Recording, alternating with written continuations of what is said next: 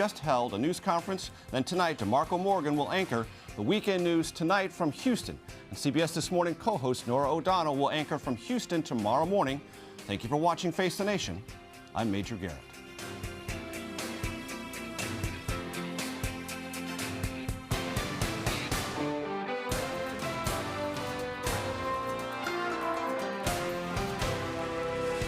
Asking the right question is 95% of getting the right answer. The North Koreans say this missile could carry a nuclear warhead.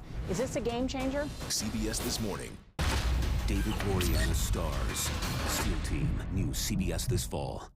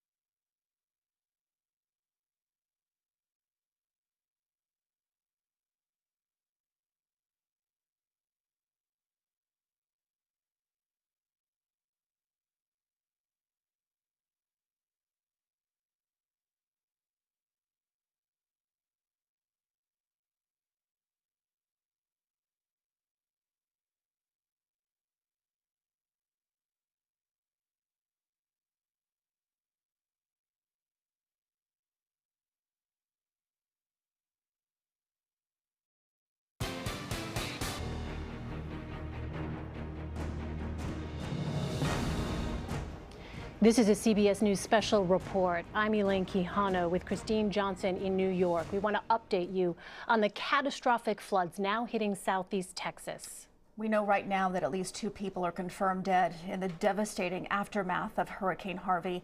It made landfall along the Texas Gulf Coast Friday evening as a Category 4 hurricane.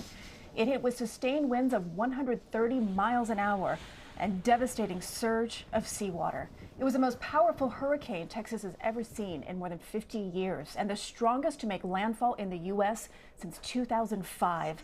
That's the year of Hurricane Katrina. Harvey is now a massive tropical storm churning over the region, dumping buckets of rain with sustained winds of 45 miles an hour.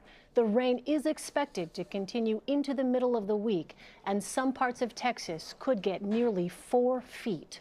Well, overnight, floodwaters rose quickly in Houston, America's 4th largest city. More than 6 million people live in the area, and more than 1,000 had to be rescued as parts of Houston have been hit with more than 20 inches of rain. Coast Guard officials are urging people in danger to get to the roofs of their homes and wave sheets or towels so rescue crews in helicopters can see them.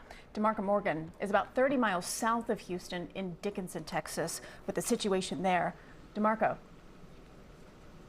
Elaine and Christine, we have actually witnessed a number of those rescues. You can actually take a look at the pictures right here behind me. This is 45 and 517. We're on a bridge that is completely surrounded by water. But just look at this boat here. This is one of the rescues that we're talking about. And you have strangers who are literally using their own boats, their own equipment to go out and try and rescue some of their friends, some of their residents, and people that they frankly just don't know, just trying to help out and be good Samaritans. Also look to the right. This is a sanitation truck here. Not sure what they are up to, but this is just some of the equipment that we have been witnessing coming through here along with the Coast Guard. Norm, actually, if you go to your left and pan all the way to that boat there, this is another rescue. They've been bringing them closer to the bridge because we're, of course, on higher ground. A number of people who have had to be rescued. If you look on the other side of that Title Max title loans, there is still, we are hearing, still an elderly couple stuck in the attic. We talked to the son of that couple who was still on the bridge with us. Did not want to go on camera, but apparently they are stuck in the attic because their home is completely filled with water. Their cell phone has now died as a result, of course, because they don't have any electricity to try and power that cell phone and keep it going. Norm, can you get that Coast Guard helicopter there? The Coast Guard has been out here making a number of successful rescues, but of course they can't do it alone. We have a number of complete strangers who are doing the best that they can. Just look at this boat that's coming down the street. This is an airboat here that has been taking part in a number of these rescues. You also have people who are trapped inside some of these buildings as well. There's a Kroger grocery store. It was one of the places that many people had to run to just to get dry shelter, and now we're told that they are at the very back of the store because that store is starting to fill up with water now. Norm, if you walk with me on this other side, guys, sorry for all of this equipment here, but we're on a bridge, and I'm just going to show you how if you look to my right here, you can see that it is impassable, almost impassable. You have a number of cars just stuck on the side there. This is where we were trying to cross the bridge to try and get to Houston. Now look at this. This is to our left. You look to our left, it is completely covered in water. We've had emergency vehicles who are keeping people away from going through that area. And you see this charter bus right here. It is now starting to load people who were rescued. We had a truck full of people who had to be rescued by boat. They are now getting on this charter bus, and it's going to stay there, we hear, just to keep them dry. There was a 91-year-old woman. I think you can possibly see her. Looks like she's she's getting on the bus right now. She had to sit in my vehicle because she couldn't stand any longer, and we're told she just celebrated a birthday yesterday. We had a boat full of kids, about 6 or 7 kids who had to be rescued because the family that they were with, they were underneath the bridge. That's one thing that a lot of people do whenever there's a storm or a tornado coming. They always choose to go under a bridge for safety.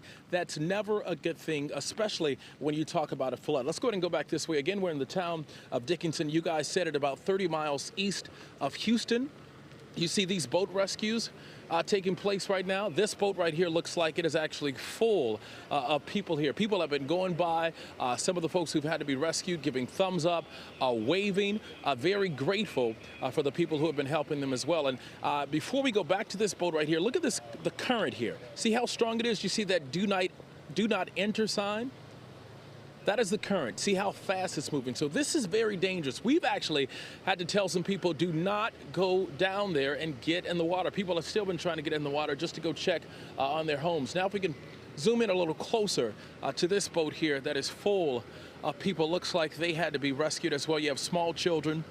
We've even seen dogs, Elaine and Christine. There's a dog right there. We've seen dogs who've had to be rescued with their family members as well. And I'm sure they are excited and very happy. There they are, waving at us. They are very happy to be safe.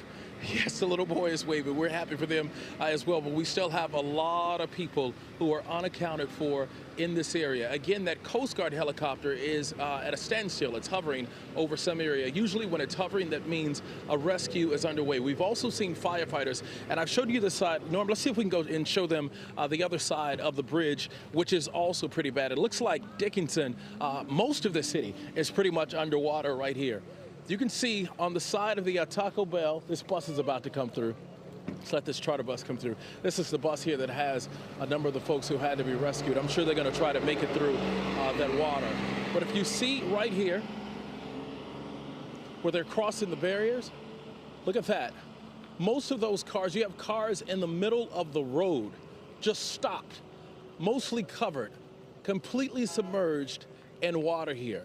A number of restaurants, a number of businesses, but there are also neighborhoods, full neighborhoods and subdivisions with homes that are also covered in water. Again, we talked about that boat that had about 6 or 7 kids on it. We also had to give some of our towels away just to get those babies dry. So it's sort of like a collaborative effort where everybody's sort of on this bridge trying to help everyone that they possibly can. Just look at this dog, this family here with the dogs, and you have people who are also on the standing by on the bridge because they can't go anywhere as well. We knew that as soon as we crossed this little section here on 45, again at 517, that it would be impossible for us to get to Houston. So we knew that we would be stuck here. Again, authorities are telling people, if you don't have to get out in this mess, whatever you do, listen to them.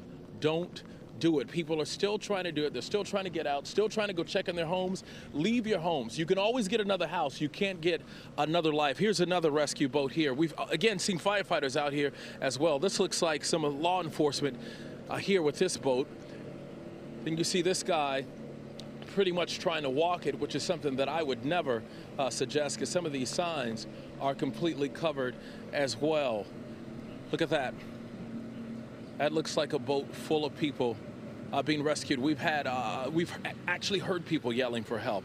Those folks have been able to be rescued, which is a good thing, but we've seen people yelling. We actually had a relative, a grandparent, a grandfather and grandmother that showed up because their grandbaby and daughter was underneath the bridge. They got here just in time. They tried to go into the bridge by themselves. We advised them not to do that.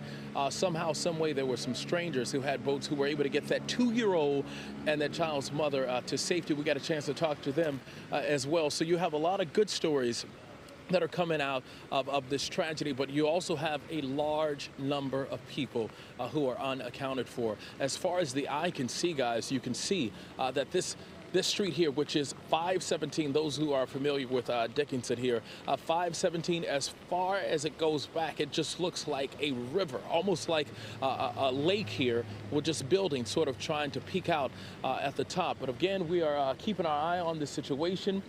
We have crews, television crews out here who are trying to get the best shots, but also in the area and the line of danger as well. So you also got to think about your own safety while covering this story and trying to bring the information to you. But as soon as we get more information, we'll be sure to update you guys. All right, DeMarco Morgan in Dickinson, Texas. Thank you. Incredible images out of that community. Let's turn now to another area in Texas, Bel Air, Texas, where our Jamie Yukas is now standing by. Jamie, what does the situation look like where you are? Well, I think you can tell it's still raining, Elaine, and it's coming down at a very large rate. It's about an inch an hour. They've gotten 15 inches of rain here so far. They're expecting another 10 inches of rain today, and they could max out at 50 inches, and that won't happen, we're told, until Wednesday. You can see where I'm standing right now. I'm on an elevated sidewalk in a business area. Now, I want to go ahead and walk towards the roadway, and in a few minutes, you'll see what I'm talking about as to how high the water is. As I'm walking off the sidewalk into the street, you can see it's about up to my knees. And if my photographer, Scott, can pan over, right now we have a rescue Humvee that is coming through asking people on the roadway if they need help. But you can see that these rescue crews are going up and down the streets. It's almost like a river here. As the water starts picking up, you can see it goes above my knee. They've been going up and down these side streets here off the freeway to see if people need help. That's because we've seen a number of people walk from their cars out into the middle of the street. I had my producer walking down this side street. She said the water got up to about her chest at some parts on here. So you think that you're able to get through certain areas. And DeMarco was talking about cars having issues. We've seen that, but there's people having issues as well. You can see that this car actually tried to come off the freeway. It came down into the side street. Things got very hairy for them. They tried to then jump the curb. We talked to the driver. They hit that metal kind of spike in the middle there, didn't see it because it was underwater at the time, popped both of their tires, and now they are stuck. And we have been told that they can wait a very long time for crews to come get them. We've seen so many cars try to get through these flooded side streets. That's because it's so hard to get through this area right now. And the biggest problem is, I don't know if you can pan over here for just a minute, Scott, but the freeway,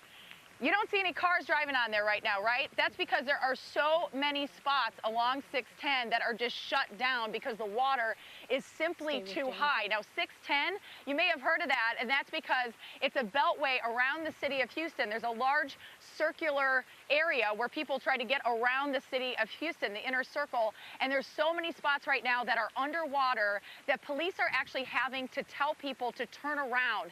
So my crews, we were kind of spread out this morning trying to get to this location where we are right now, and it took some of us 2 hours to get here, where it would normally take about 15, 20 minutes, because we had to keep turning around, finding a side street, finding something that wasn't flooded out to try to get to this spot. And that's what a number of people are encountering. Right here, we're in a business area, and there are some homes and other businesses in this particular area, mall just a little bit further down from the neighborhood. I'm told there's about 200 homes without power. Most of the businesses do have power right now, which is a good thing. But a number of people who were working into the night last night had to shelter in place because as this rain started falling, it came so quickly that they couldn't get out of their locations and actually had to sleep overnight in a number of these businesses. We're parked right now at a gas station that still has gas in the area, and people are driving into here just to try to fuel up and see where they can get to. But of course, the warning is to just stay put. You can see how fast the water is rising. It's an inch an hour falling right now in terms of rainfall, and it's not going to quit. Meteorologists say until at least Wednesday, possibly at this rate. Elaine and Christine. All right, Jamie, we really see the deluge there as the water continues to pour down. You're about 10 miles or so southwest of Houston. Let's go now to Houston itself, where our Mark Strassman has been covering the aftermath, the continuing crisis situation in Houston, where nearly every major road is closed because of the flooding. Mark, tell us what you're seeing there. Elaine, this is a section of I-45, the major north-south highway that runs through downtown Houston. We obviously have flash flooding here. These roads are impassable. If you look over my left shoulder, you'll see a line of semis and cars that are waiting here because they know better than to try to go through this water. They don't like it, and they're impatient, and like everybody else, they want to get to where they're going, but they are doing the right thing. Now I want to show you what happens when you do the wrong thing. Darryl, I want you to pan over to that spot. About 40 yards from where I am, there's a little bit of debris left, and we also have some videotape we're going to show you. At this spot, underneath this water, is a pickup truck, and here's what happened. A driver in this white pickup truck decided that he wanted to barrel through the water and get across to the other side. Well, you can guess what happened next. Right away, he got in a whole lot of trouble. The truck started to sink. People on the shore started panicking and saying, "You got to get out. You get out of the truck. Forget the truck. Just get out." The driver kept moving forward, trying to go through, and then finally, people shouting convinced him to get out of the truck. But even then, he did not swim away from the truck. He kept trying to go back to the truck, probably try to salvage something that was inside that he thought he needed. But let's face it, this isn't worth it no matter what. I mean, at that point, you've made a mistake. You've lost the truck. Let it go. Save your life, not the truck. And finally, he swam away, and the last time I saw him about 15 minutes ago, he was using an umbrella to hook his debris out of the water and try to salvage whatever he could. That is clearly the wrong way to go about this. There are a number of people in the city, of course, who have been greatly inconvenienced and even scared and threatened by this water. One measure of how life has changed here is there is an enormous backlog of phone calls to the 911 emergency centers.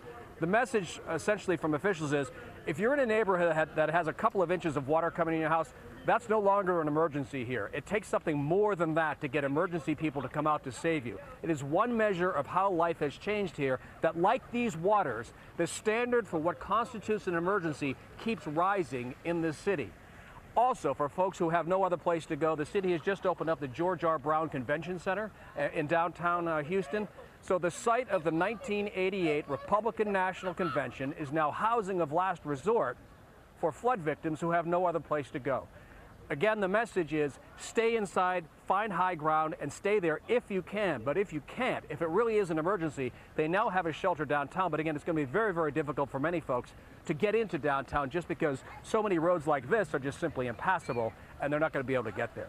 Mark, some dramatic. Elaine, Christine? Yeah, that video of the pickup truck is certainly dramatic video and a reminder of just how dangerous these areas can be. I wonder, Mark, have you had a chance to talk to some of those folks who are in those vehicles just behind you, or folks who are attempting to make their way on the roads? What is their plan? Where is it that they intend to go? Well, it's funny. There was another white pickup truck here, Elaine, and the guy came out of the truck and he said, "So how deep is it?" I mean, they were going to make the same mistake that the guy in the video you saw just made. I mean, they were going to try to go through it. I said, "Look, that water is at least 10, 12 feet deep." He said, "Really?" I said, "If you look over at where that debris is, there's a white pickup truck underneath it that you can't see," and that convinced him to get back in his truck and head back the other way. There really is no excuse at this point for any of these cars to go through here. If anybody saw that video, trust me, that's not a mistake that they would want to make.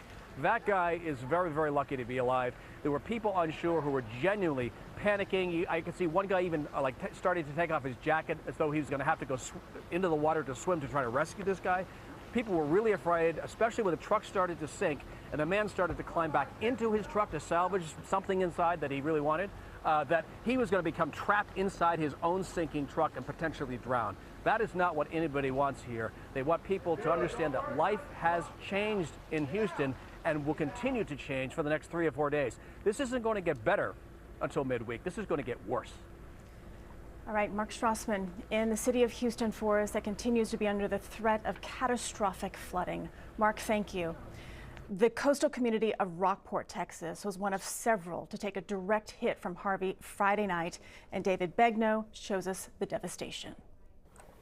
As the mayor said, Rockport took it right on the nose. It was a direct hit to this coastal community of roughly 10,000 people. You've gotten at least one home that has fallen into the water, boats that have started to sink, people who stayed behind wanted to ride out the storm on their boat. One man said he got wise before the storm made landfall and he got out. This hurricane, the eye of the hurricane, was 10 miles wide at one point, 10 miles. So the people who were here say they got 3 hours of what seemed like a living hell, then an hour of a lull, and then 3 more hours of rocking and rolling. If you take a look here, in the historic part of town, you have buildings that were simply flattened. Remarkably, the only injuries here were 10, maybe 11. There was one death that was reported, but not actually in the town of Rockport. Behind me is the marina with boats. About a mile down the road, there was an apartment complex that collapsed. It's as if someone took their hand and just swatted the entire area of town and did damage everywhere. It is destructive here. And in fact, when you look at the damage, you understand why meteorologists, weather officials, said the damage would be catastrophic. And when you see what it was here, you realize they were accurate. The flooding has already started. The good news is there is no rain, and there hasn't been much rain for the last 12 hours. That is some kind of relief. Throughout the community of Rockport right now, and by the way, there's a lot of vacation homes here. Rockport is right on the Gulf. But throughout Rockport right now, there's very little cell reception. There's no fuel. Trying to get in here is nearly impossible, and trying to get out is equally tough. Police officers continue going door to door, just to make sure no one stayed behind and may have died without their family or friends knowing. In fact, those same officers who are doing door-to-door surveys are riding around in vehicles with the windows busted out because just about every patrol car in town was damaged by this hurricane that made a direct hit on this Gulf Coast town. David, thank you. Now let's bring in Scott Padgett, the chief meteorologist at our CBS station KTVT in Dallas-Fort Worth. What is the latest, Scott?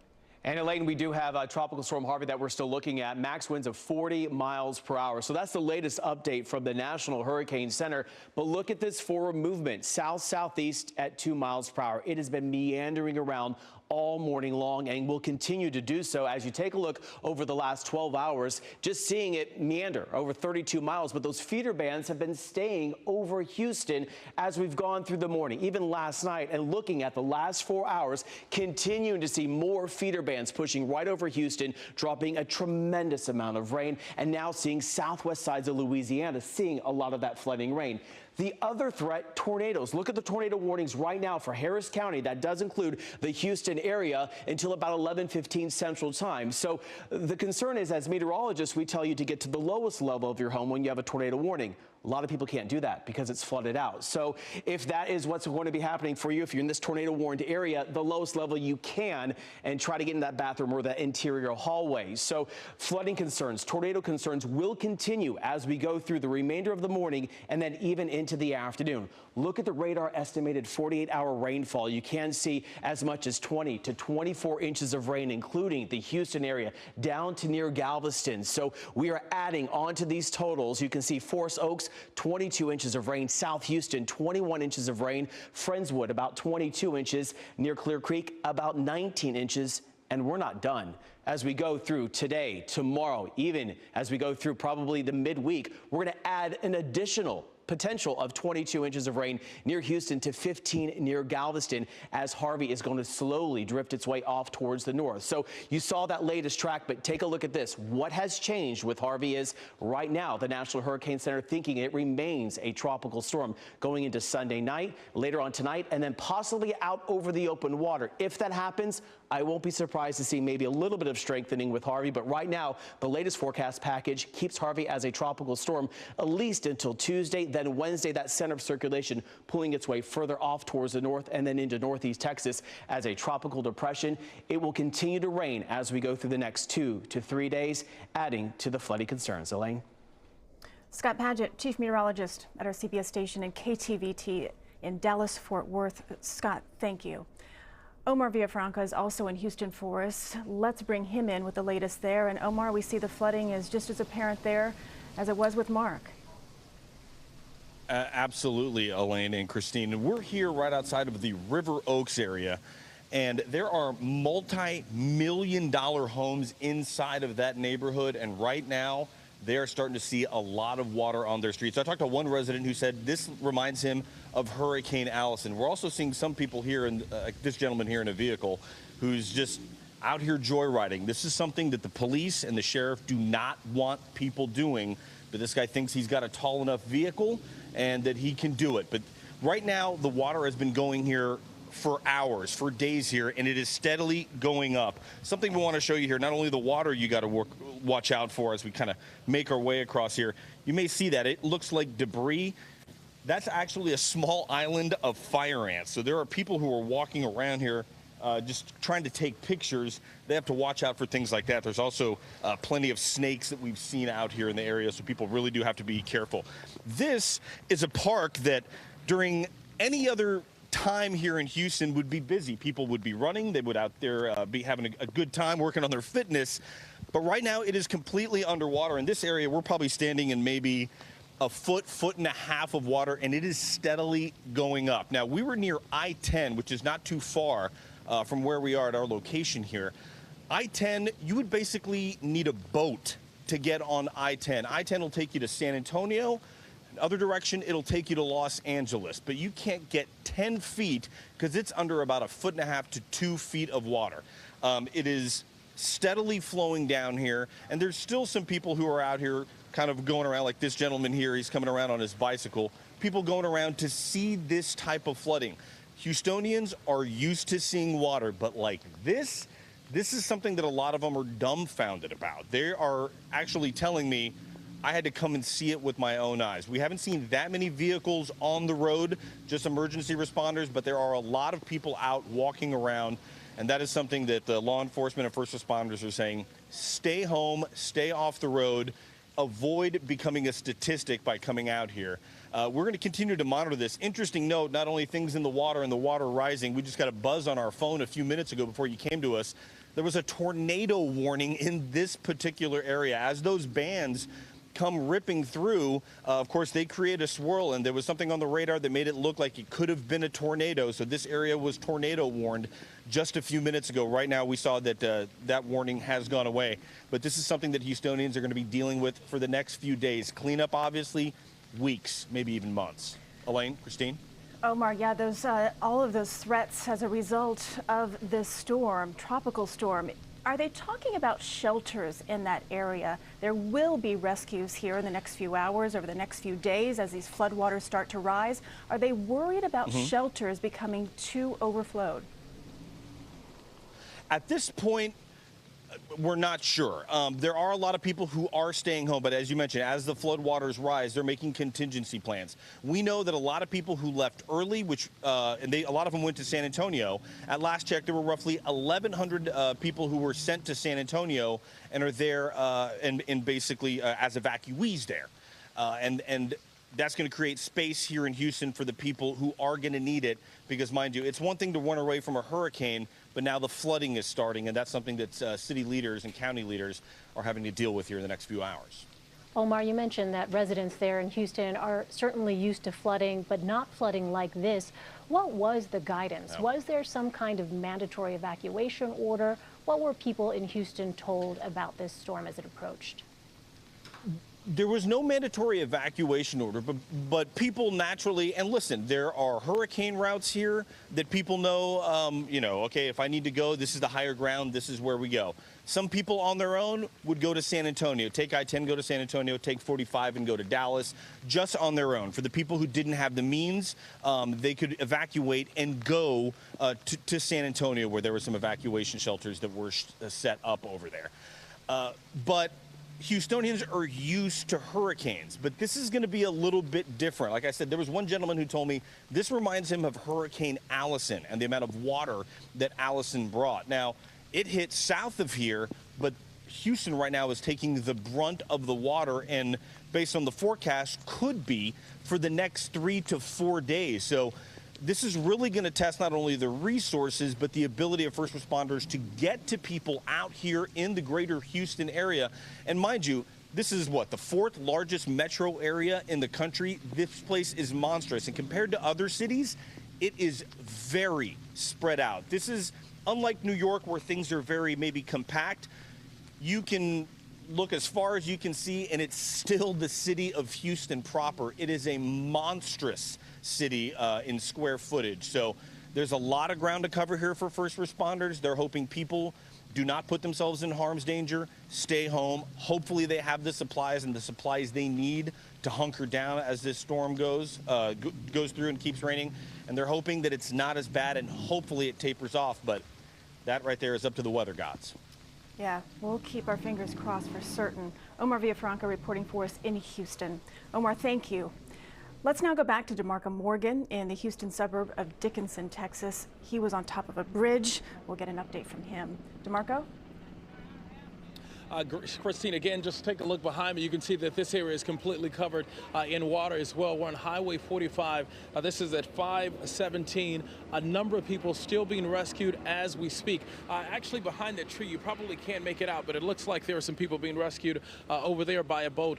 We saw one boat that capsized and broke in half. It was actually trying to go rescue someone. It was a smaller boat. You can see just a piece of it. I'm also getting tweets from people right now. This is Deed Calloway, who says that in this area here in Dickinson, her grandson's family's here, a wife, 30 weeks pregnant, 3 young boys, and an elderly person. And she's saying that they still need to be rescued because she's getting calls. They're trying to call authorities, but they don't get anyone that's trying to get back to them. So if you know Deed Calloway, please reach out to them as well and see if you can help that family. That's just one of the calls that we're getting. But you see this area. Let's go ahead and talk to this family, a family that was rescued just not long ago. Guys, thank you so much. We're glad that you're safe. Where are you coming from and what happened? We were in the neighborhood by O'Chantilly, and all the homes are flooded. And we had to go upstairs, and they came by boat, and we flagged them, and they picked us up and brought us to the church. At what time did you realize, look, it's time for us to leave? Was it last night, or was it just...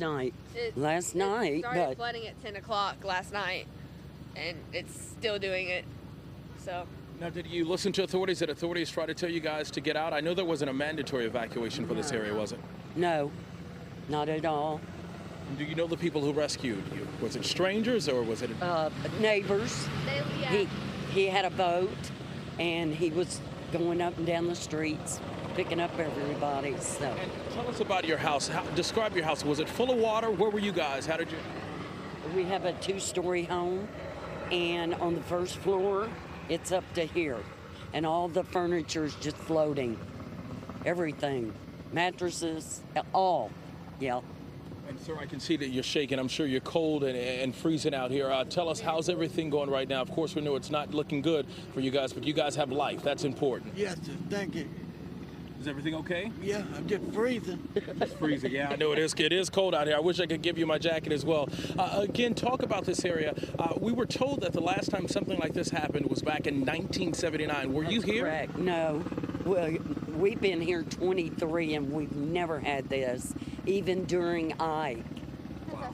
Nothing like this. And are there still people in your neighborhood that need to be rescued? Yes. Yeah, most likely. Definitely. And what were you seeing? Were you seeing some of the rescues? What was it like? Not a lot was getting done, but they were trying really hard. Some on the roof, Yeah, some helicopters picking up.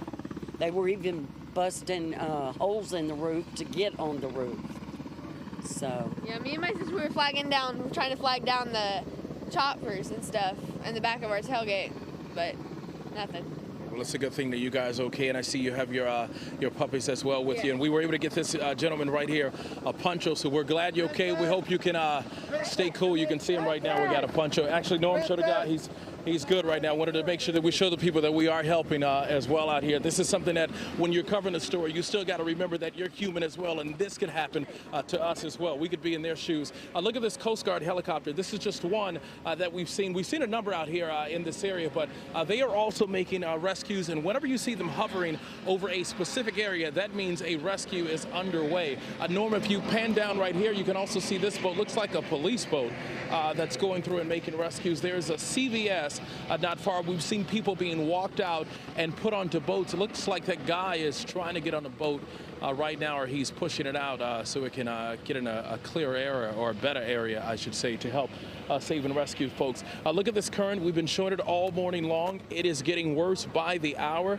By this do not enter sign, you can tell that it's pretty fast, but you can also see this action here with these boats, these airboats and smaller boats that are helping people get to safety. That is the major concern. This is actually a safe point for us. We're on this bridge, so people that they're rescuing, they're actually bringing them to this bridge that we're standing on with a truck. You can see that family right there in the back, and we talked about this as well. We've been trying to keep in touch with this young man who said his parents, he has elderly parents that are on the other side of this Title Max title loans. They're in a home stuck in an attic, and their cell phone isn't working anymore, but they had to go up to the attic because the crib is pretty much full of water. Their home is full of water. Come with me, Norm, if you can. The bridge that we're standing on, again, is on 45. If you look to my right, it's barely passable here. You can still pass it, but you still have to be in like vehicles that are elevated a little higher here. This is a woman here who looks like she had to be rescued, has plants and her puppies here. Did you guys have to be rescued? Did you have to be rescued today? Okay, we see. Animals. Wow, tell us what happened. It flooded. And water started coming in the house about 2 o'clock. 2 o'clock in the morning. And it just went, yes, and it just went and made a mess. And is this all you have you were able to salvage and keep? Yeah. Now, how long have you been living here? And we were talking to somebody who said that the last time they saw something like this was 1979. I've lived here for 2 months. 2 months? 2 months. Wow, and where are you moving from? Baytown. And tell us about your rescue. Who had to help you, and how did you get here? There was a gentleman came up in a boat, and a neighbor of his, and they loaded us up in the boat, brought us to the Lighthouse Baptist Church. We stayed under an awning where it was nice and dry. At least it wasn't raining on us anymore, but nothing's been dry since 2 a.m. this morning. And is your house completely destroyed? Is it gone? Yes, yes. You're grateful to have your life? Yeah. Thank you so much. We appreciate it. Thank you for talking to us. And real quick, before we go again, we're on a bridge. We're actually all stuck as well. This part right here, you can pass again if you have a bigger truck. But if you look to my left, actually behind us, Norm, that area is completely underwater, and authorities are keeping people away from there. So we'll continue to update you as soon as we get more. We'll send things back to you, Elaine and Christine. All right, DeMarco Morgan in Dickinson, Texas, where, as we just heard, there is very much an active search and rescue mission underway at this hour. Let's go to Jerika Duncan. She is among our correspondents who have made their way into the Houston area. She joins us now from Highway 45, just north of Houston's city center. Jerika, what does it look like where you are? It looks like a river. Even though we're standing on a highway, you couldn't tell that we're not standing in a river. There's an underpass that says that the height or the limit is 14 feet and 6 inches. This is at least half of that, which is why officers, sheriff's deputies were preventing anybody from going through this massive area of water. Now, we did have to go through some areas that were quite scary, to be honest with you, but never have we seen anything just like this as you get closer and closer to the city. So what we're seeing are cars abandoned, engulfed with water, folks having to pull off to the side and making sure that they're staying elevated, because even those side streets in the neighborhoods that are near 45 are also flooded. So no one is able to go anywhere, and police have literally stopped traffic. Aside from having those blockades, they are there, and they're telling you cannot go through because it's just too dangerous. And we've seen a few people come down with their SUVs thinking they might make it through. They probably get right about here or so, maybe about 5 to 10 feet in front of where I'm standing, and they quickly realize their vehicle is not going to make it through here, and neither is ours, which is why we're standing right here. We are having some technical issues, so we're doing this through an iPhone. I do want to just walk, though. I'm not going to say much because you probably won't hear me because I have to be close to the phone so you can hear me, but I just want to walk so you can see how deep the water is.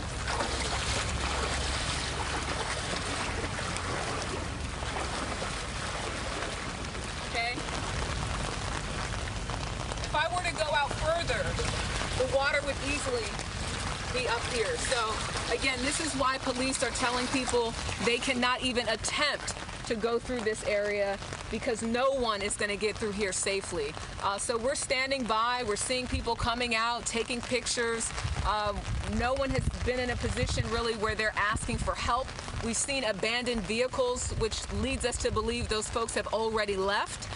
But it is crazy out here, and the rain continues. And again, as you heard Omar say, forecast says here in the Houston area, it's expected to continue for at least another 3 to 4 days. Elaine? All right, our Jerika Duncan there, just north of Houston City Center along Highway 45, where, as you can see, the water continues to rise at a very fast rate there. Jerika, thank you so much. Stay safe. Coast Guard officials are giving us an update now on the situation in southeast Texas. Let's go ahead and listen in. This is going to be a prolonged weather event for those in this region. So this is an all-hands-on-deck evolution. We are coordinating our operations with our local, state emergency operations centers and our federal partners in this response. So the Coast Guard is bringing crews from all over the nation to help with our response efforts. We currently have 8 Coast Guard HH-65 helicopters and 3 flood response teams conducting rescue operations. We've called on additional resources from Customs and Border Protection, Department of Defense, and Air National Guard to provide additional air assets. We are bringing an additional 11 Coast Guard helicopters from across the country to assist in the rescue operations. We've already rescued more than 100 people from the air, but we've received well over 500 phone calls for assistance or people that are in distress. We are conducting active searches and rescue missions at this time, so current survivors are being transported to Texas Air National Guard, JRB Ellington, and then they are working with us to shuttle those survivors to here at the Coast Guard Sector Houston-Galveston, and we're working with the Emergency Operations Center to provide transportation to local shelters. So I must reiterate that this is a dangerous and life-threatening event, so please heed all local weather service and local safety messages. And with that, I will take questions. You talked about the priorities of setting up of who gets rescued, elderly, with children, and like. Is it important also too? I would take it that folks need to stress out if someone is medical conditions or anything like that, that you can make sure you have that knowledge before going as well as far as that priority. That's right. We're taking that information as well, and we would ask that you provide us that information. So when you come here, we do a triage when the survivors are brought in at the Air National Guard, and we'll triage them and then ensure that they get the medical assistance that they need. Because some folks may be heading up to the roof and coming, and you're having to do an airlift. If you have someone wheelchair bound or anything like that, you know what's being done to go inside the house or anything. I guess I'm sorry. I'll let Commander Spittler respond to that. Morning. We have baskets and Stokes litters. So if the person is ambulatory, we can put them on there, hoist them up to the helicopter, and then we'll bring them back to Ellington. Or we'll actually we've taken a few to hospitals already. So everything from broken hips to people who can't breathe due to asthma. So depends on the severity. Our rescue swimmers are EMT certified, so they'll make the initial assessment, and then we'll determine our location from that. When we say 100 have been, is it 100 individuals or 100 different rescues so far? Over 100 individuals have been hoisted. We've brought over 75 to Ellington Field. I'm sure you guys have battled storms in the past. Where does this one rank so far? This is obviously a historic storm. Time will tell on how historic it actually is. Obviously, we want to encourage people to remain safe, communicate, call 911 if they're in distress, and everybody be safe. The rain could last through Thursday. What are you guys doing to keep fresh, prepared, so that way you can still help save these people? On the aviation side, we're bringing in more assets, so we're going to have up to 18 Coast Guard helicopters here on site. We probably have about another 24 air crew coming in, and a couple dozen maintainers just to work on the aircraft and turn them around. We're working with our partners to try to get enough fuel to sustain us through that period, and continue the rescues as long as needed. Colonel Jones, can we get you to talk about the Texas Air National Guard's efforts as part of this as well, please, sir? Yes, Colonel Jones, Wing Commander for the 147th Attack Wing.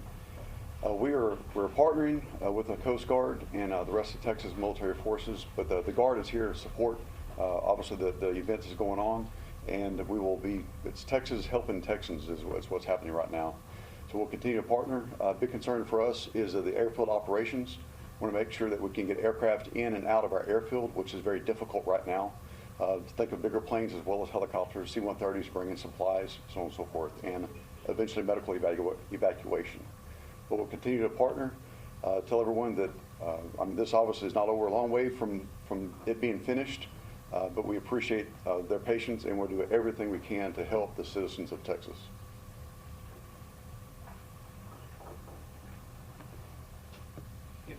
If someone's watching this and they know their loved one is trapped in their homes, what message would you want to give? You've been listening to members of the U.S. Coast Guard there updating reporters on the situation in and around the Houston area. They said they've had over 500 phone calls for help, over 100 people rescued so far, and they are also getting crews from all over the nation to help in these rescues.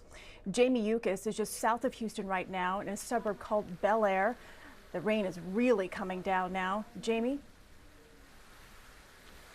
Christine and Elaine, I want to go ahead and show you right before you guys went to that press conference a short time ago, the water was below my knee. It is now above my knee. I'm standing on a side street here in Bel Air, which is about 10 miles southwest of the city of Houston.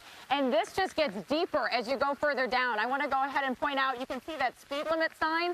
So you get an idea of how deep the water can get. It's about cut in half. If I walk up here to where these businesses are located, there's no official sidewalk where you step up. You just drive into this business area right here, and you have people that are getting through a small area that they're able to kind of snake their way through apartment buildings and other parking lots and then come along here to avoid the water. They're all trying to get to the freeway to get out of town.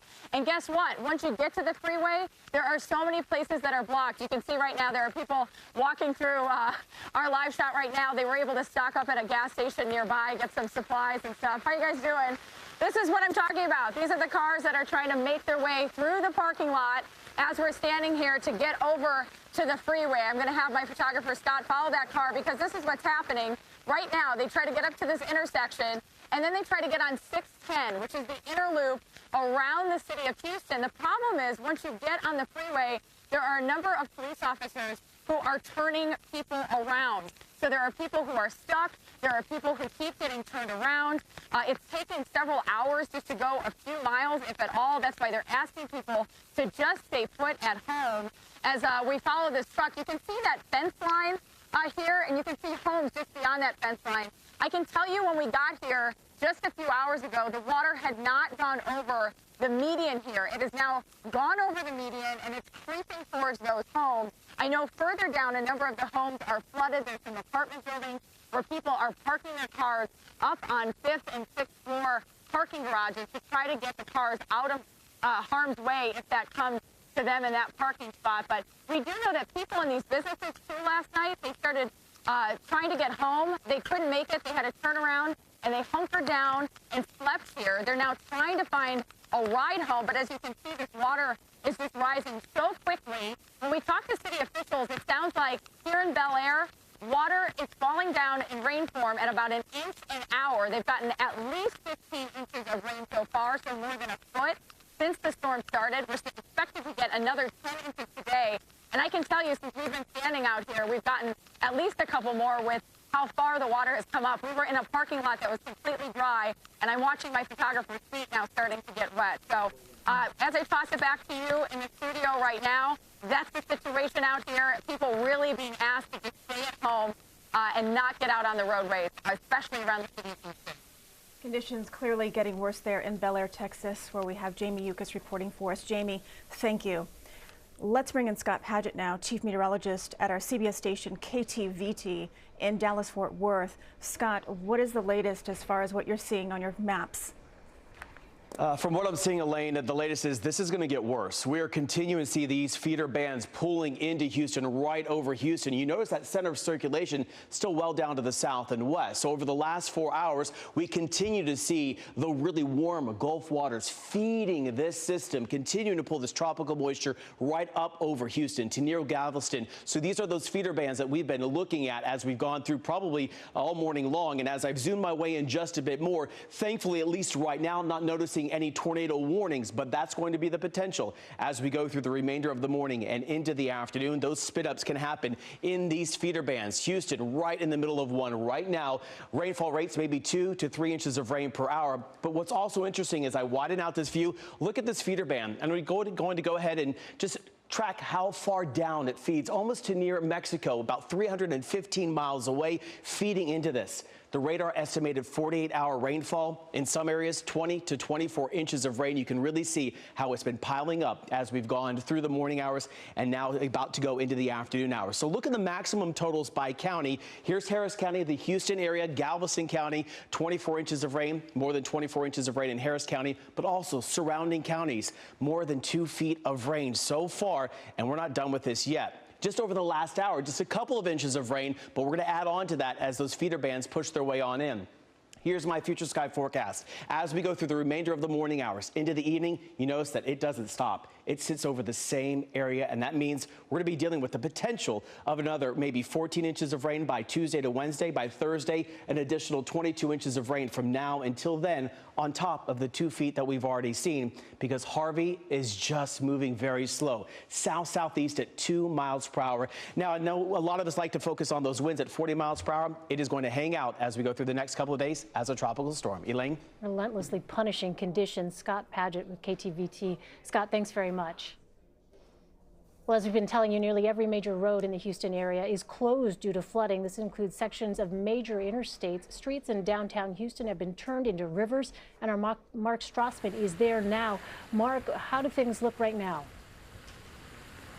Well, the rain has just picked up again, Elaine. The last 10 minutes has really started coming down hard. I'm standing on I-45 again. This is, for folks who don't know, Houston, the main north-south highway that goes through the city.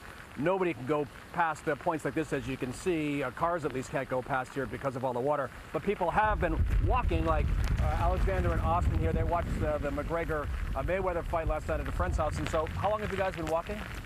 About an hour and a half. An hour and a half. And why? What are you guys trying to do? Trying to get to my place, trying to get to my place right on the other side of this because my dog is there.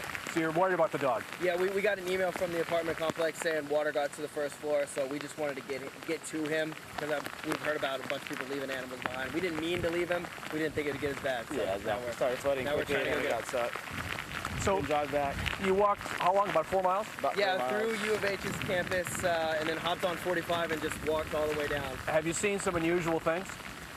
A bunch of cars coming down here and turning around, but I mean, I kind of knew this was a low spot and that we could kind of hop off and make our way here, but we were just hoping for the best, really. Kind of weird walking down the highway, isn't it? Oh yeah, definitely. We took some videos. Yeah, had to take some pictures. It was weird. You're starting to see parts of the city that you don't even really recognize? Don't recognize this at all whatsoever. I'm used to seeing high water on Buffalo Bayou. This is, I can tell right now. Our place emailed us. It's never gotten that high ever. So. And you decided to go for the dog now because you figured if you waited, it's only going to get worse. Exactly. We have stuff, I guess, stockpiled. We just want to get to him because we were at 2 safe places. We wanted to make sure we got him in a safe place. Before the rain starts coming down harder, which it's about to, which it is. Which it is now, yeah. All right, I'm going to let you guys go. Be safe, okay? Be safe, guys. As I was telling you guys, trucks obviously can't get past here. there was a line of them. You can still see a couple. There was a line of them that mostly have turned around and gone the other way. I think we still have some videotape I want to show you worth one more time because it is startling to look at. A white pickup truck tried to go barreling through this flooded low-lying spot with predictable results. Within seconds, the truck started sinking into the water. The driver was inside the truck. People on the outside standing off to the shore were screaming at him to get out of the truck. It's not worth it. Save yourself. Don't worry about the truck. But he kept trying to go through the water. And at one point, he finally got out of the truck and was almost trying to hold the truck back, trying to prevent it from sinking. And of course, that didn't work either. And then he actually went back into the cab of his truck, trying to save something that was inside. And we were all really worried that he was going to get trapped in this truck and potentially drown. I mean, this was not the way to go about this. And sure enough, he finally swam away from the truck.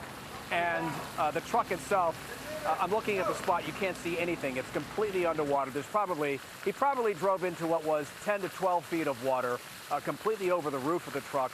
The truck is bound to be a total loss.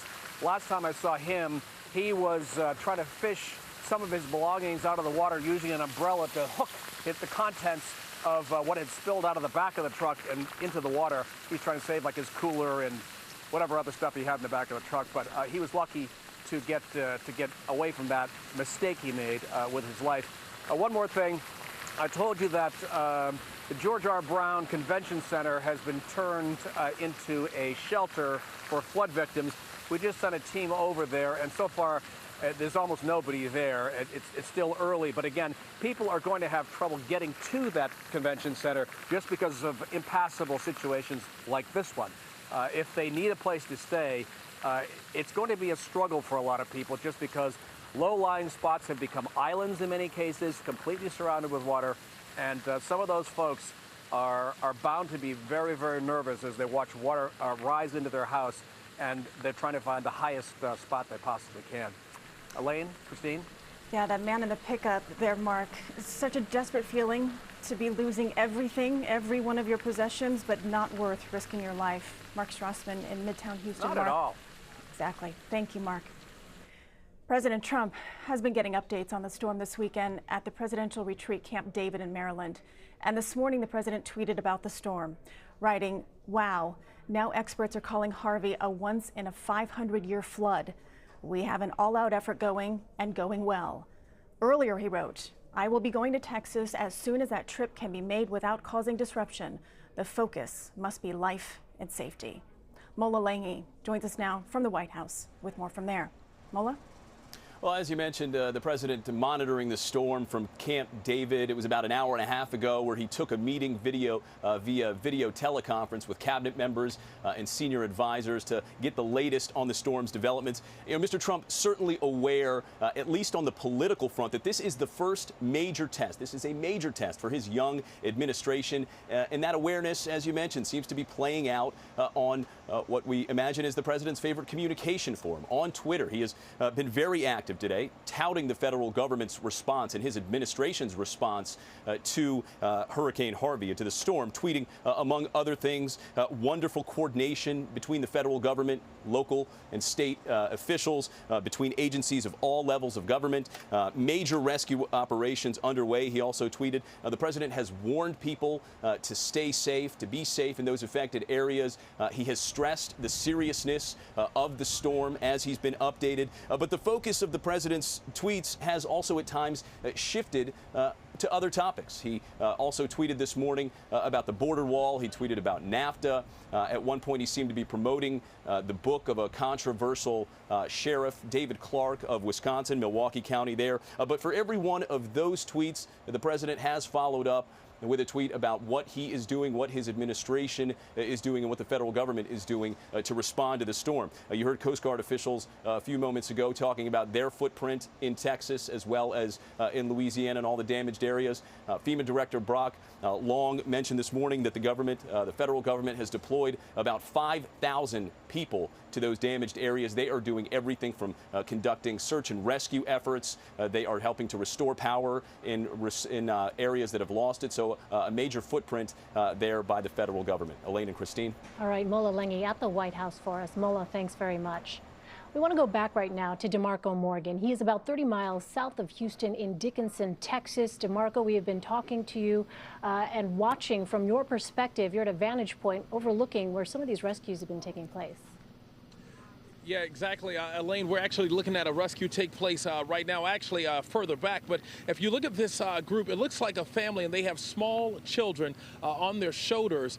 They're trying to make their way toward this bridge, which is extremely dangerous. I think all of our hearts have stopped on this bridge just watching, and we've seen a number of boats go by. So I don't know if the boats are too busy or if the family is telling them that we're okay, but it does not look good. We actually had a truck that tried to drive through here, and the current was so strong it caused the truck to sort of move around and hit a couple of poles, spin out of control a little bit, but the truck did make it through. But you see those kids there, and then Norm, if you could come with me real quick, just point in this direction. You can see kids being rescued on that small boat back there.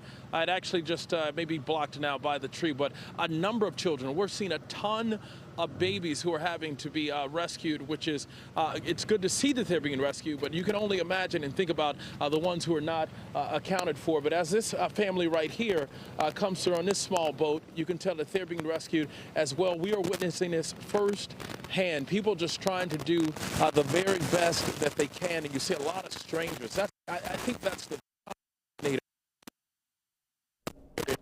All right, DeMarco, apologies. Your audio is breaking up, but if we can stay on your picture for just a moment.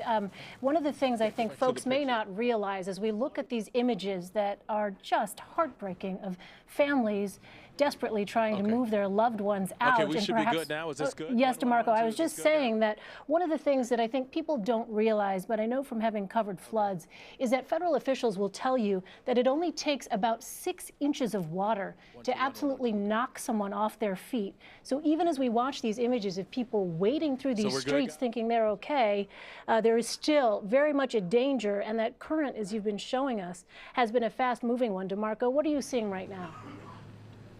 Right now, we're still seeing that family that's trying to come through, but it looks like this boat, I'm hoping that this boat right here will be headed in that direction to try and capture and rescue that family there. We want to apologize for our equipment out here. It's taking a beating with this raining, so we're doing the best that we possibly can with these mics here. But just look at that boat. If this boat goes by, that will be the 4th or 5th boat that we've counted that has passed this family, and they have. So it looks like this family may be trying to make their way into this parking lot.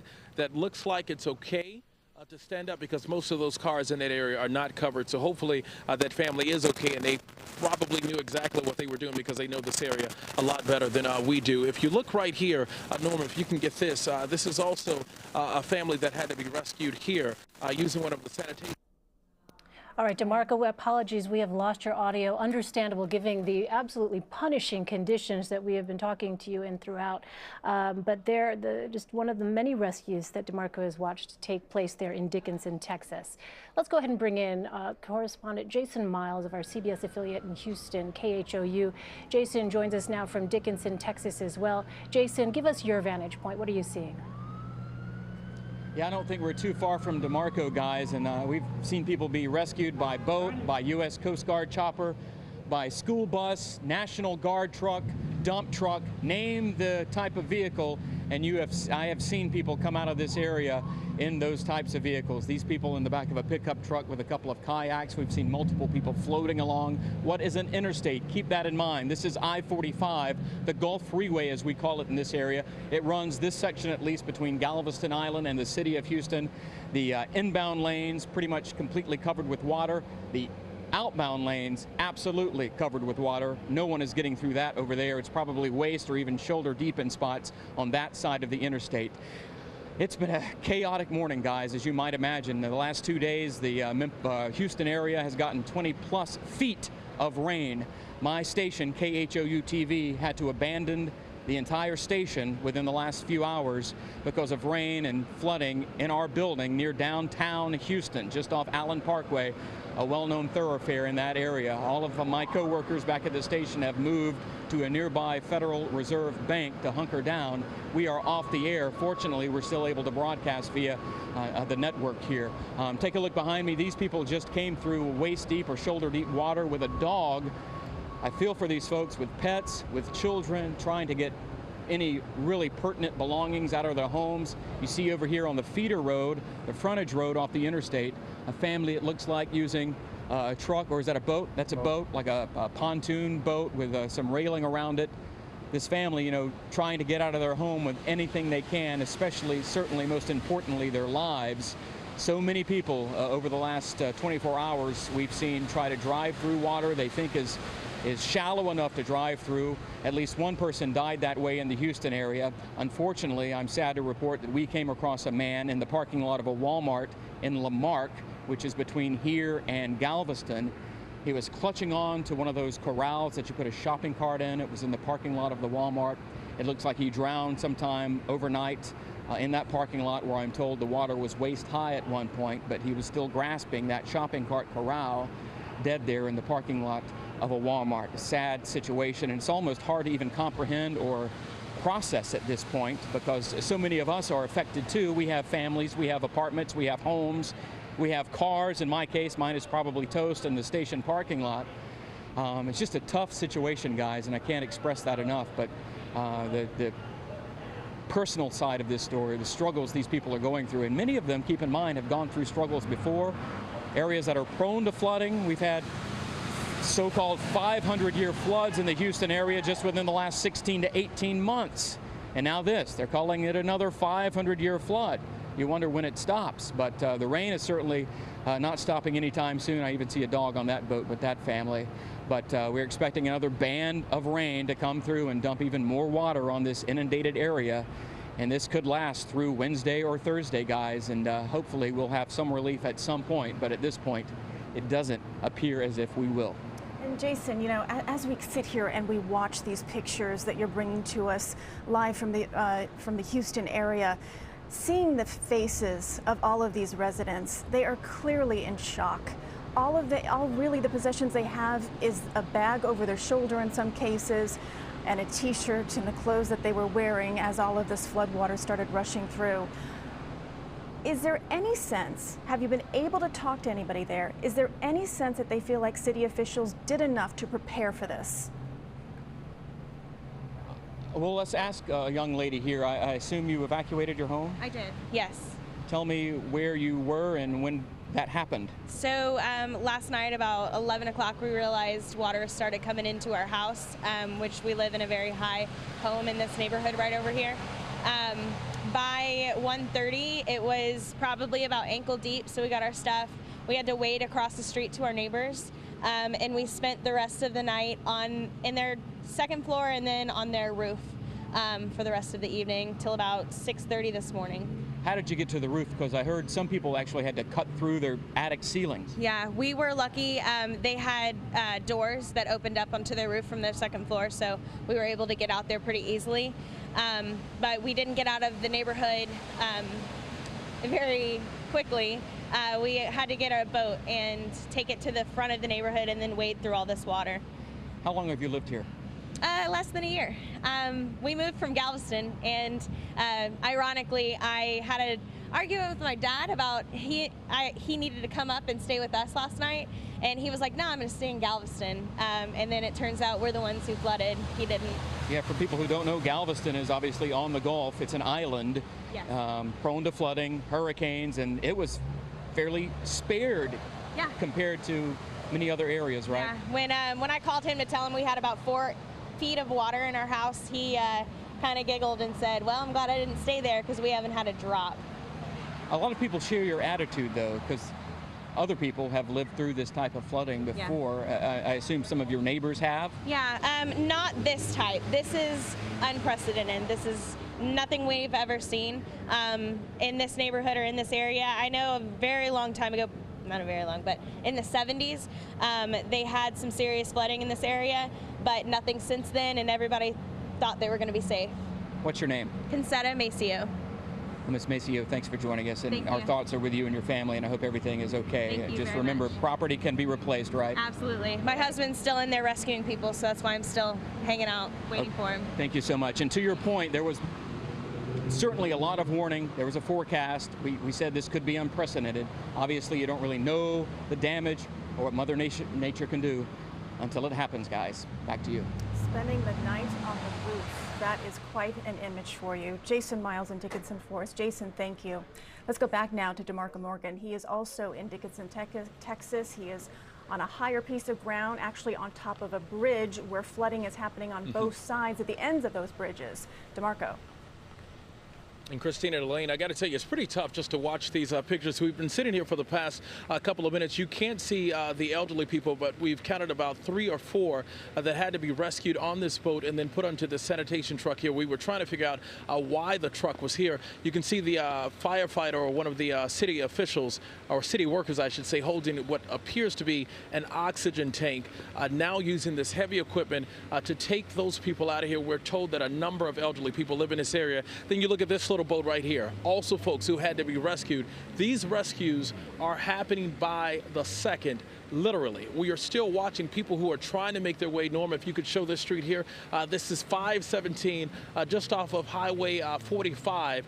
You can see that people are still trying to make their way down this street, which literally looks like a river. We've seen tons of boats, and look at this family. Norm, we go this way, looks like they're trying to walk under the bridge and come up. We just missed them, but they're small children who are also coming out of these boats, who are trying to walk with their families, trying to basically put their kids on their shoulders just to keep them out of this water. And this water is tough enough just for the cars and the buildings that are standing. So imagine you and your weight just trying to put up with this current here. Ryan Massa is standing off to the side of me. You are waiting on your family. Your family is stuck on the inside. Yeah, my sister and my brother-in-law are over in Colonial Estates area. They were able to get the boat started.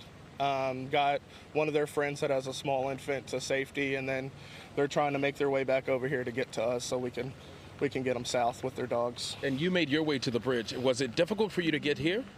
We came from Delaney Road down in Lamarck, and we didn't have much trouble at all getting here 45 north, but people are driving both ways on the freeway, so if anybody's coming this way, be very careful. And what type of vehicle do you have? Well, we're in my cousin's. He has a big jacked up Ford. Okay, so it's so pretty high off the ground. It was really high off the ground, but we originally came up here in my mom's SUV, and we were still able to get here. When was the last time that you spoke with your family? Has it been a while since It's been about 10 to 15 minutes. They're dropping somebody off at Highway 3 and 646, and then they're headed back to 517 to try to get down here towards us. And how long have you been in this area? Is this the first time that you've seen something like this? Born and raised. This is the worst I've ever seen it. Including the 1979. I want to lie for that one. Okay, well, that's good. You're not as old as the rest of us. No, but yeah, this is the worst I've ever seen it. And, you know, we got that first day and everybody kind of let their guard down, and then we got hammered today, and, you know, everywhere's devastated. All right, now, do you have any other relatives who call this area home? Have they all been accounted for? We're mainly all down south a little bit, and everybody's accounted for. Everybody's good. My cousin's up from Tiki Island right now. He's putting his airboat in the water to try to go make some rescues in this area as well. All right, it's a lot of tragedy and a lot of bad things happening, but it's also some good things happening because a lot of strangers are also helping with the rescue. That's how we do it in Texas. You know, if somebody, you know, we don't care color, race, political views. If you're in need, Texans are going to help Texans. It's all about helping. All right, yes, thank sir. you so much, man. I appreciate it. No And problem. thanks for making me feel old, too. You weren't around in 1979. All right, so again, you can see Ryan talking about his family that's trying to make their way in this area. Behind those set of trees, you got a ton of homes, a ton of subdivisions as well. That's why we're seeing a ton of people being rescued. Most of the rescues are trying to take place on this main strip here, this 517. That's because a number of the boats can sort of make it through this area. Not sure how the neighborhoods look right now. I'm not sure if we can give you a bird's eye view because we've only seen the Coast Guard, and I'm sure they're not letting any of the news choppers fly in this area for safety reasons. But this current is very, very strong. And like I said, Elaine and Christine, we've seen families walking through this water right here with babies on their shoulders. That is extremely dangerous, extremely dangerous. And I know people are trying to do what they can just to get to safety, but if you can, stay in the dry place, find a dry place or some place that is highly elevated, stay there, and then wait for people to come and rescue you. If you have a towel, if you have something in your hand and you can just wave it, just to signal or yell. People are out here trying to save lives, and they're bringing them to this bridge that we're standing on as well. They have a charter bus, they have school buses that they're then transporting people to some of the area shelters there. So if you're trying to help someone, don't come to this area. Wait for them to get to you. Guys, back to you. Really important advice. DeMarco Morgan there reporting from Dickinson, Texas, where we see life-threatening conditions with that still rising water continuing at this hour. DeMarco, thanks. Let's go now to Jamie Yukas in the Houston suburb of Bel Air. Jamie, what does it look like right now? I know last we spoke, it was a deluge. Yeah, and I got to tell you, just within the last few seconds, it started to pick up again. We were in a little bit of a lull, and you can see there are some trucks trying to make their way through. They had been hesitating. This truck now honking at this trunk to let them know it's just too deep if you go further down. The waters have been rising for much of the morning into the afternoon now. And you can see, I know you've heard it before and it sounds cliche, but it does feel like you're in a river when these trucks especially try to get through and you've got these waves starting to hit you. You can see this guy now turning around. He had sat over here kind of hesitating and waiting to see what would happen. You can see the water up to the grill of that Toyota pickup truck. This is a pickup truck. This isn't a small little car or even a small SUV. It's a pickup truck having trouble making its way through. You can see just beyond that some people making their way down. We talked to some other people just a short time ago who said that on the other side of this neighborhood, there's really nowhere to get food right now. So they're a little surprised by the amount of water in this particular neighborhood and how quickly the waters rose this morning into the afternoon. And they're making their way over to the gas station here to try to get some supplies while they still can, because this rain isn't going to quit, it sounds like, for a couple of days. Where I'm standing, it's just almost to my knee, and I'm talking about this being the problem. There's a drain. I'm standing on top of a drain right now. It's obviously not draining, and that's been the biggest problem of the day today. As I walk out here towards the street, I'm on a sidewalk right now, but when you walk out here,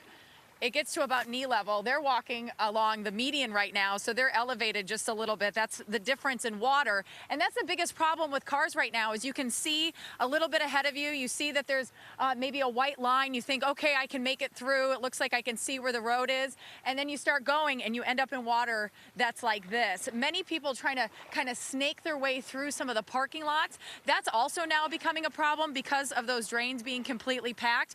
They're to make their way to the freeway, but I got to tell people, it has just been a major issue even driving on the freeway system today. That's because every couple miles you'll run into an intersection or place where there's just too much standing water, and officers will turn you around, because when you get off the freeway, this is what you're looking at having to drive through, which is impassable. So they're asking people to just stay at home, don't go out. We're about 10 miles southwest of the city of Houston, and they really expect this rain to just continue. We've had 15 inches so far, going to pick up another 10 by the end of the day today, and we could have as much as 50, Christine and Elaine, 50 inches of rain here by Wednesday.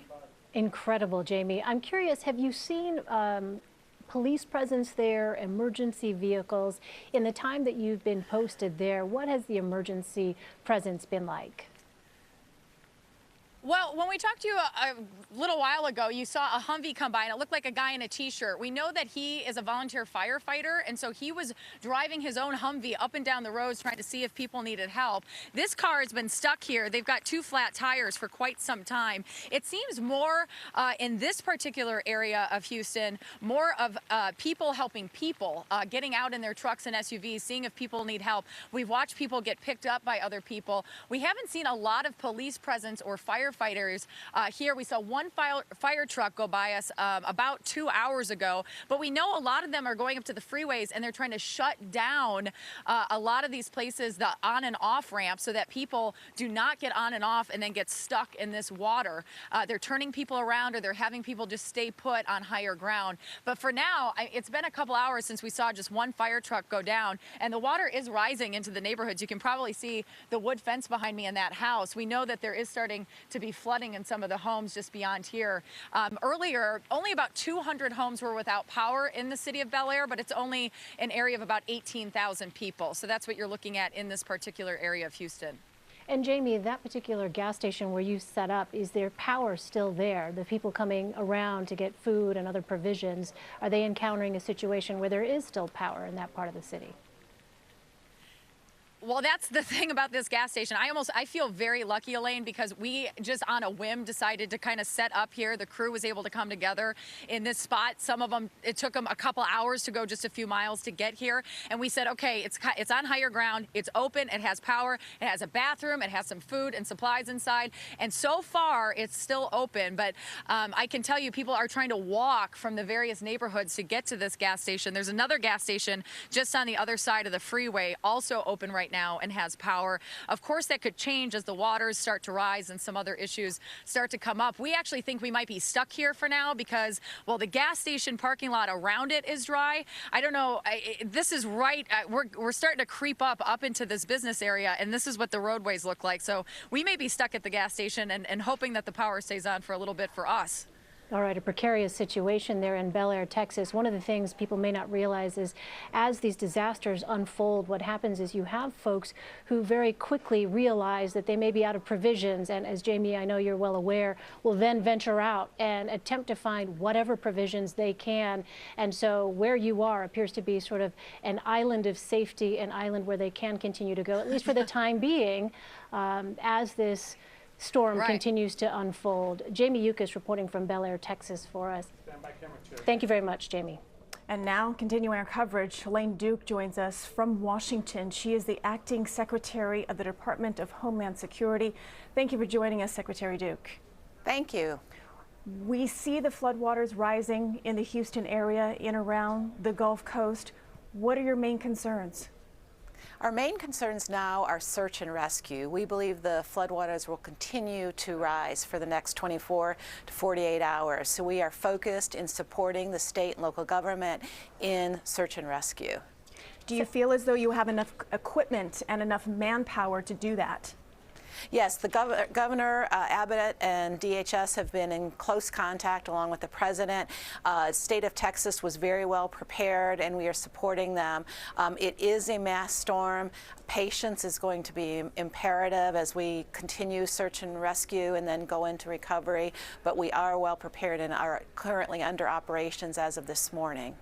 Secretary Duke, the mayor of Houston, Sylvester Turner, was asked why there was no evacuation order for the city of Houston itself. We've been watching these images of devastation from throughout the city of Houston.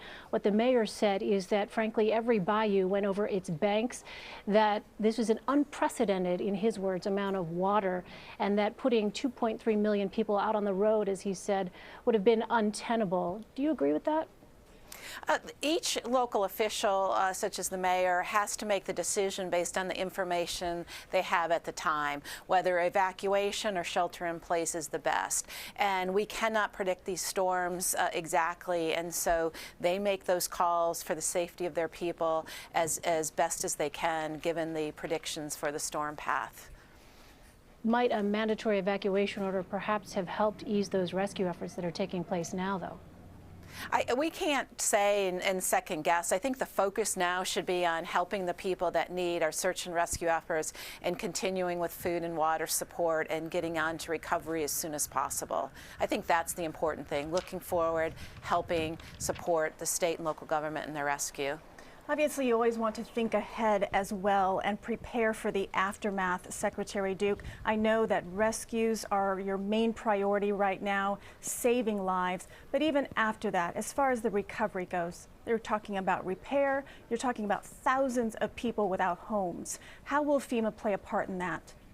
Absolutely, and you can see behind me the National Response Coordination Center. Some of these folks are responding today, every minute, what's going on. We also have planning cells that are looking forward. Housing is going to be a major area, and so we are simultaneously dealing with today, we're dealing with the week, and we're dealing with the months and potentially years ahead in terms of getting to full recovery of the area. And have you spoken to President Trump, Secretary Duke? Absolutely, speaking with him and the cabinet every day. And what can you tell us about the latest? The president has been extremely supportive. All the cabinet has come together. They each have representatives behind us in the response center doing their specific functions. The president is very anxious to get down there as soon as safety allows it. He has directed us to be forward-leaning, to support the governor and the state, and that's just what we're doing. And how often are you in communication with him about Harvey? At least once a day, in person by VTC, and then regularly with phone call updates. All right, Acting Homeland Security Secretary Elaine Duke, thank you very much, Secretary, for your time. Appreciate it. And thank you for your concern and support. Now let's bring in Scott Padgett, Chief Meteorologist at our CBS station, KTVT in Dallas, Fort Worth. What is the latest, Scott? I'm looking for any little glimmer of hope, Elaine, and I'm seeing that a little bit on the radar, but still seeing some heavy rain, rainfall rates of about maybe 2 to 3 inches of rain per hour. Remember, the center of circulation has been drifting over 32 miles, stops and loops around, those feeder bands continuing to stay over Houston. But as you take a look right now, noticing a little bit of clearing maybe on the south sides, and those feeder bands will continue to bring that tropical moisture in. But you see that we're starting to see a small break. It might let up on the rain a little bit, but that doesn't mean that the threat is over. Still a lot of rain falling in Port Arthur now, southwest sides of Louisiana. A lot of heavy rain continuing through parts of the Houston area and southeast Texas and widening out the view. Again, just tapping into this tropical moisture. Energy for this is just getting sucked into Tropical Storm Harvey, which still has 40-mile-per-hour winds. 3 inches of rain over the last hour. As you can see, 2.5 near downtown Houston on the west side. But as we take a look over the past 48 hours, 20 to 24 inches of rain in some localized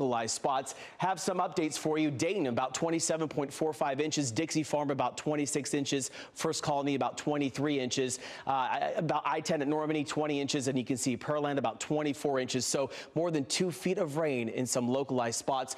But look at this. The record tropical rain, we crunched some numbers here, was 48 inches in Medina, Texas in August of 1978. Population about 515 from Tropical Storm Amelia. That's west of San Antonio. As we talked about, Pearland, about 24.27 inches of rain so far, but the forecast shows possibly another 20 inches, and that's very close to the Houston area with near 2 million people. So 40-mile-per-hour winds with this, but this is what concerns me as we go into late tonight and then into the next couple of days, possibly out over the open water, then pulling north as a tropical storm, then a tropical depression. This will continue to tap into this tropical moisture and drop a large amount of rain as we go through the next few days. There's the potential that we could actually see another 20 to 22 inches of rain in some localized spots as we go into midweek, even the end of next week. Elaine? And Scott, real quick, before we let you go, when the storm dips back into the Gulf, we're talking about warm waters there that could then strengthen up the storm as well. Absolutely. And when we looked at that forecast track, and that's why I was a little bit more concerned. This is a change. I'm going to back up on my graphics here for 1 second, then kind of advance it again. You notice the winds are sustained at 40 miles per hour. But if it taps into this warm water, which is about 86 to 88 degrees, we could see these winds get up to 45 miles per hour to possibly up to near 50 miles per hour. One outlying forecast model tried to bring maybe some tropical to almost hurricane force winds closer towards Galveston and Houston, getting closer towards Tuesday. I want to make sure that we have other forecast models agree with it, but my concern is we could see some strengthening with this. So many variables. Thank you. Scott Padgett with our Dallas-Fort Worth affiliate KTVT. Let's get back with Mark Strassman with another update. He has been in downtown Houston all morning for us. Mark, I can see that you have somewhat of a cover there underneath you. The rain seems to have let up as well. It's let up a little bit, Elena Christine, but it's still coming down. The point I think I'd like to make this time is that these emergency officials in this growing crisis need people to make smart decisions, and there's something about standing water that seems to bring out questionable decision-making by a lot of people. We've had one car after another sort of creep up to the water's edge trying to decide whether to barrel through. We just had a 20-year-old kid who tried to swim through this area. He made it all the way to the bridge, and then he turned around, swam back, and there was a cop waiting for him to basically tell him, that was really stupid, don't do that again. And not too long ago, I'd say 90 minutes or so, we actually had a car that tried to barrel through here. We have some tape of that. It was a 2002 Toyota Tundra. The driver thought, I talked to him, he thought the water was only 2 or 3 feet deep, and all of a sudden, when he tried to barrel through, he realized that, you know what, it's a lot deeper than that. And before he knew it, the truck was sinking, he was sinking, and he was still trying to save the truck rather than save himself. despite the fact that people on both sides of the highway standing on high ground were shouting at him, get out, leave it alone, forget the truck, save yourself. And at one point, he even dove back into the cab of his truck. He told me he was trying to save his glasses that he just didn't want to lose. But he knew that he was in trouble as soon as he got in the water, when the water went over the hood. And then when he got out of the truck and was trying to save it, he says his feet couldn't touch the ground. That's how deep it was. He was all of a sudden, he was floating in the water. His truck was floating in the water. He was in a world of hurt. And this is the kind of thing, of course, that emergency officials urge people not to do, because their jobs are challenging enough just responding to emergencies that are nobody's fault, but just a function of the circumstances of this crazy weather. And here you have people who are also just making matters worse by doing things that really don't make any sense. And the driver told me of the truck told me, look, he's embarrassed. He realizes now what he did was kind of dumb, and he realizes he's lucky to be alive, and he's going to try to make the rest of his day go better than it has so far. Elaine, Christine. All right, Mark Strassman in Houston for us. Mark, thank you. Let's go back now to DeMarco Morgan, 30 miles south of Houston in Dickinson, Texas. DeMarco, what do things look like now? Do the rescues continue? Elaine, the rescues continue. You can actually see this boat right here. They're bringing a family under the bridge. They've been bringing a lot of people to this bridge on top as well. They bring them under and then they try to load them up on top just so they can get on charter buses and school buses. And one of the families that was actually rescued was April Cervantes. Yes, sir. Thank you. Real quick, because we don't have a lot of time, but we want to make sure that your family across the country knows that you're okay. Tell us about your rescue. It's been long, but they finally got to us, and they rescued not just my family, but they rescued my other family, the other Cervanteses, so we're safe and getting ready to move on from here. So you've been very emotional. I can only imagine what you're going through. Yes, it's been a long, rough night. But you have your family and you have your baby. Yes, thank you. Thank you so much, April Cervantes and the Cervantes family. We're so glad that everybody's okay. Elaine, what we have noticed is that people, strangers, everybody's trying to help, including our news crews as well. We've given away towels, ponchos, bottles of water, you name it. Everybody's trying to help to make sure that everyone is okay and most certainly rescued alive. Again, you talked about it. There are a number of rescues happening right now as we speak.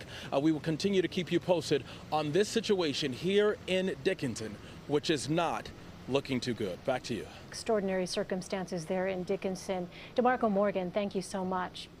To recap the latest on Tropical Storm Harvey, at least 2 people are confirmed dead. At least a dozen are injured, but officials expect those numbers to rise. The city of Houston has been hit with nearly 2 feet of water just in the past 24 hours. Officials have responded to more than 2,500 calls from people who had to be rescued from flooded cars, homes, and businesses. Officials say that they still have to respond to hundreds more emergency calls.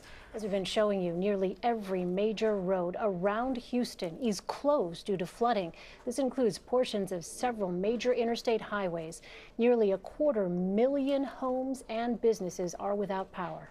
Now, the storm is expected to hover over southeast Texas for several days, and some areas could get as much as 4 feet of rain. The National Hurricane Center predicts that Houston will get 50 inches of rain before the storm clears out. That is how much Houston usually gets in a 1-year time frame. This is a historic storm. It is a life-threatening storm that will cause massive devastation, and it will take weeks, months for this area to recover. And there will be much more coverage of Tropical Storm Harvey on your local news, on this CBS station, on our 24-hour streaming channel, CBSN, at cbsnews.com, and tonight on the CBS Weekend News. For Christine Johnson and all of us at CBS News, thank you for joining us for this special report. I'm Elaine Quijano, CBS News. For news 24 hours a day, go to cbsnews.com. Young Sheldon, CBS this fall. The summer heat has been turned up here in the heartland. We're just north of Minneapolis, where some of the best athletes in the world have gathered to take on the toughest mile on the planet. To be a Tough Mudder, you have to pledge yourself to the challenge that lies ahead. Tough Mudder is a community where togetherness is the key component and teamwork is how you prevail. Yes, you can! Your challenge has no clocks. No rewards for being the fastest or the strongest. And no matter what fear is right in front of you, whining, complaining, or surrender is never an option. But today, Tough Mudder goes to the extreme. A clash of titans and a test of wills featuring some of the greatest athletes in the world. Ninja warriors, fitness fanatics, obstacle course racing legends, and all-out beasts. Everything will be pushed to the limit. Strength, speed, heart, and determination. $50,000 is on the line, and the best of the best are here to claim it at the toughest mile on the planet. This is Tough Mudder X. It's a perfect summer day here in Hugo, Minnesota, and we are ready to get down and dirty.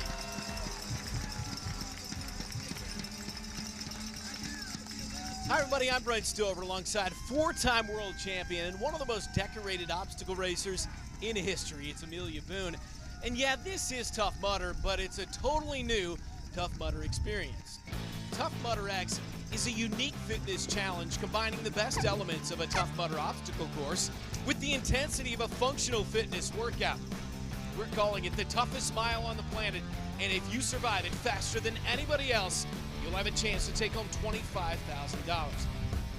Amelia, this ain't your father's obstacle course, is it? No, it's not, Brent, and I'm super excited to be here for this first of its kind race, and truly impressed with the talent that's shown up to take on what looks to be the toughest mile on the planet. Among the elite athletes we'll be seeing here today, Bo Bullard and Flip White, the consummate entertainers, two members of the Harlem Globetrotters. One of the top names in Mudder Nation, Ryan Atkins, is here. Hunter McIntyre, doing some light lifting, is getting ready to go take on this course. And their super couple, Jen and Sam Dancer. They're both competing here today. And stunt woman Jessie Graff, who many of you know from American Ninja Warrior, maybe a little bit out of her comfort zone here, but she's ready to take on the challenge. So Graff and Dancer headline our Women to Watch list, along with Cassidy Watt, Margot Alvarez, and Corinna Koff.